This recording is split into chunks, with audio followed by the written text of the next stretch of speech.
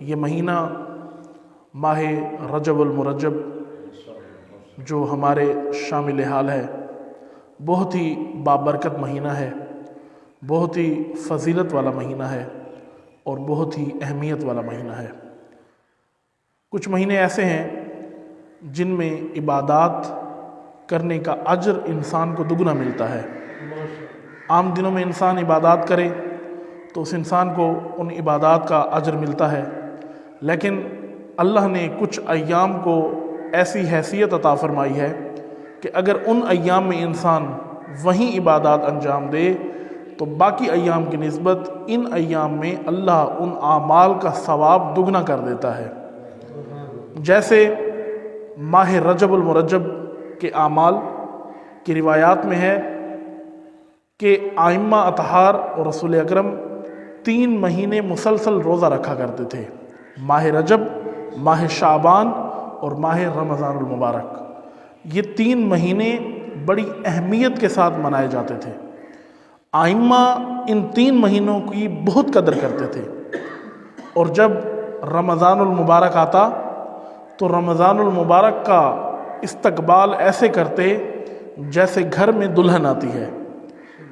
کتنی خوشی ہوتی ہے، اور جس طریقے سے ایک دلہن کا گھر میں استقبال کیا جاتا ہے، ائمہ اطہار ماہ رمضان کا ایسے ہی استقبال کرتے تھے۔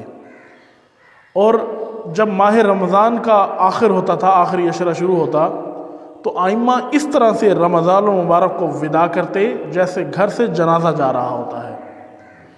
یعنی ائمہ بہت اہتمام کے ساتھ ان 3 مہینوں کو مناتے تھے۔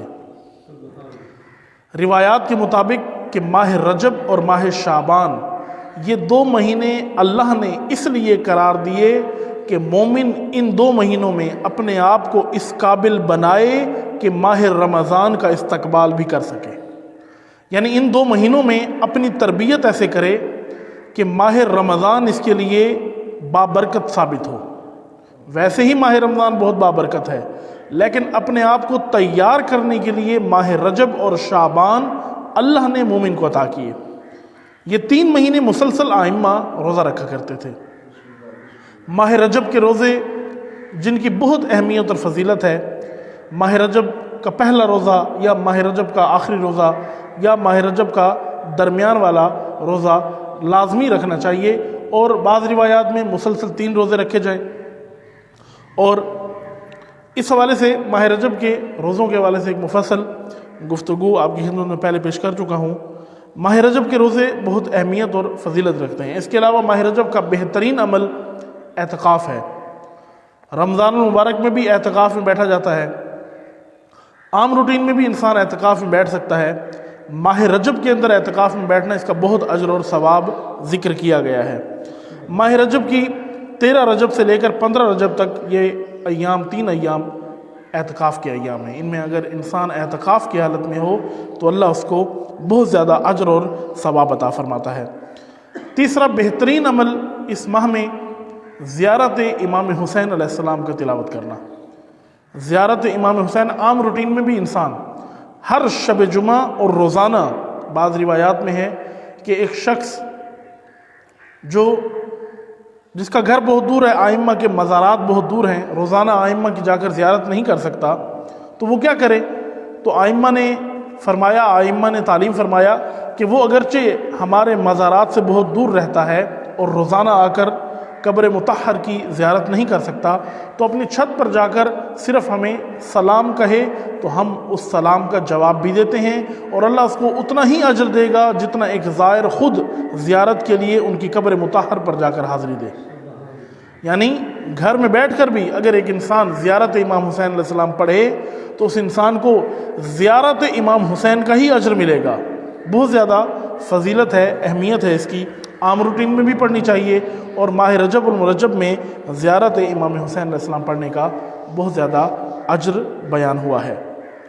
ماہ رجب عبادات کے لحاظ سے بھی اہم ہے اور مناسبات کے لحاظ سے بھی اہم ہے۔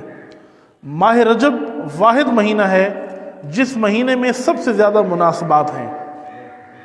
سب سے پہلی مناسبت ماہ رجب کی 1 رجب کو ولادت امام باقر علیہ السلام ہے۔ آج 11 رجب ہے، وہ لمحات ہم چھوڑ آئے ہیں۔ 1 رجب کو ولادت امام محمد باقر علیہ السلام ہے۔ 3 رجب کو شہادت امام نقی علیہ السلام ہے، اور اس کے علاوہ 9 رجب کو ولادت حضرت علی اصغر ہے۔ یہ 9 رجب ابھی گزر چکی ہے۔ اگلی مناسبت ولادت امام محمد تقی علیہ السلام ہے، 10 رجب۔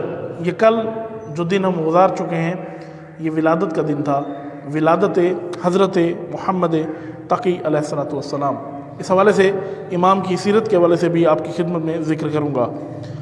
سب سے اہم مناسبت، باقی ائمہ کی ولادت اور شہادتیں بھی اہم ہیں، لیکن سب سے زیادہ اہم جو ہے مناسبت وہ 13 رجب ولادت مولا کائنات، ہم سب کے مولا امیر المومنین حضرت علی ابن ابی طالب علیہ السلام ہے۔ 13 رجب کو مولا علی کا اس دنیا میں آنا ہوا، اور بعد از رسول افضل البشر مولا علی ہیں۔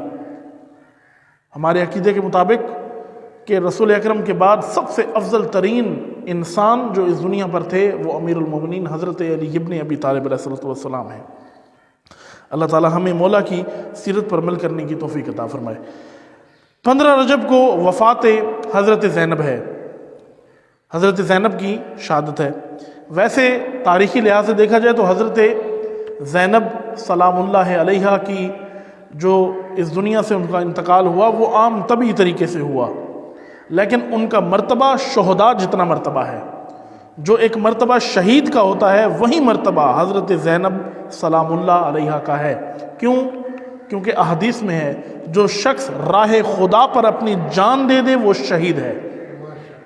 تو ائمہ اطہار ہوں یا ائمہ اطہار کے باقی اہل بیت ہوں، حضرت زینب ہوں یا باقی افراد ہوں، انہوں نے اپنی ساری زندگی راہ خدا میں قربان کر دی۔ اور حضرت زینب جن کا ایک بہت بڑا کردار تھا کربلا کے ماجرے میں، اور بعض علماء نے فرمایا ہے کہ کربلا میں امام حسین کی ذمہ داری کربلا کے میدان تک تھی، اور حضرت زینب کی ذمہ داری کربلا کے میدان سے شروع ہوئی۔ ایک بہت بڑا کردار ہیں حضرت زینب سلام اللہ علیہا۔ اللہ تعالی ہمیں بی بی کی معرفت نصیب فرمائے۔ 25 رجب کو شہادت امام موسیٰ کاظم علیہ السلام ہے، اور یہ دن بھی بہت اہم ہے، عزاداری کا دن ہے، اور مومنین ان کو اپنے عقیدت اور احترام کے ساتھ ان ایام کو مناتے ہیں۔ اس کے علاوہ اس مہینے کی آخری جو مناسبت ہے وہ 27 رجب بعثت رسول اکرم حضرت محمد مصطفیٰ صلی اللہ علیہ وآلہ وسلم